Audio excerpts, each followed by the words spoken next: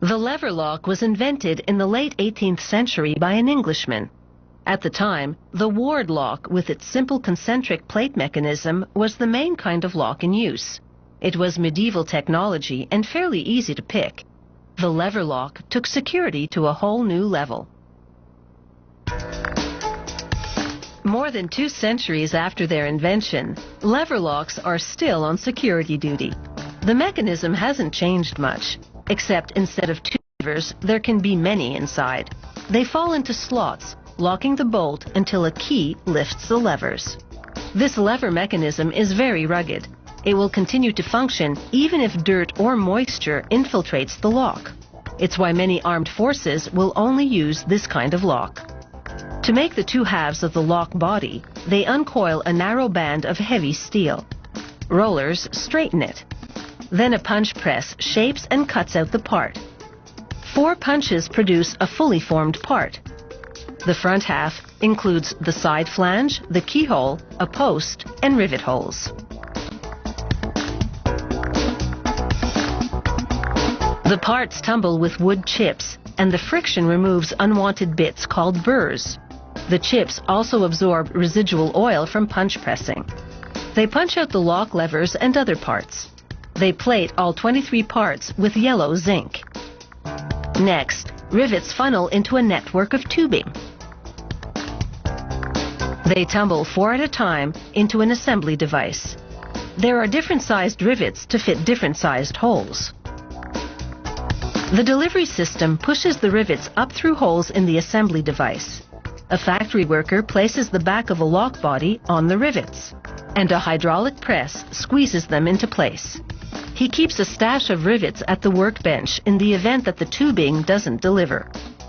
The back of the lock body is now ready to receive the lock mechanism. There are 240 different lever combinations. The next worker determines which one to use. She places the bolt lever in the casing and slides all the other levers onto a rivet. There are a total of 6 levers in this particular padlock. Some locks have more, some have less. The more levers there are, the tougher the lock is to pick. She wraps a metal spring around a rivet and then hinges the shackle to a 3rd post. She sets the back half aside and assembles the keyhole cover to the front part of the lock.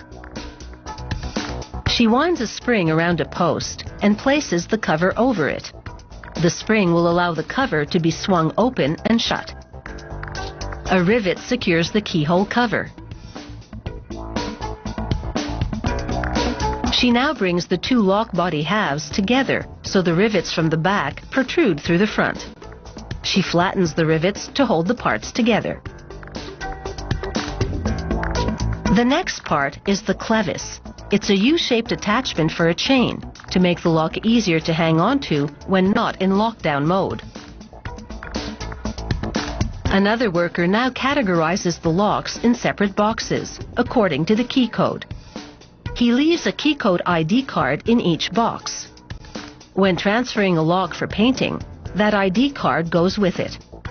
This system prevents mix-ups so that later they'll be able to make keys to match.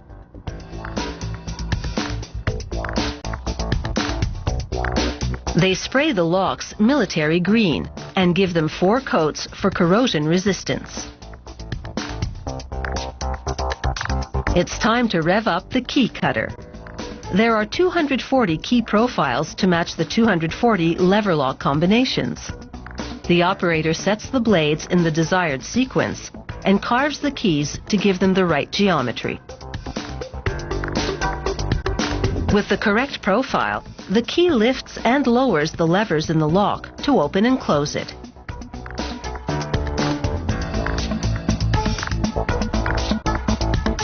A standard padlock comes with 2 keys. If the owner loses them both, the lock will usually need to be replaced. That's because the key code is never written on the lock body to avoid tipping off thieves.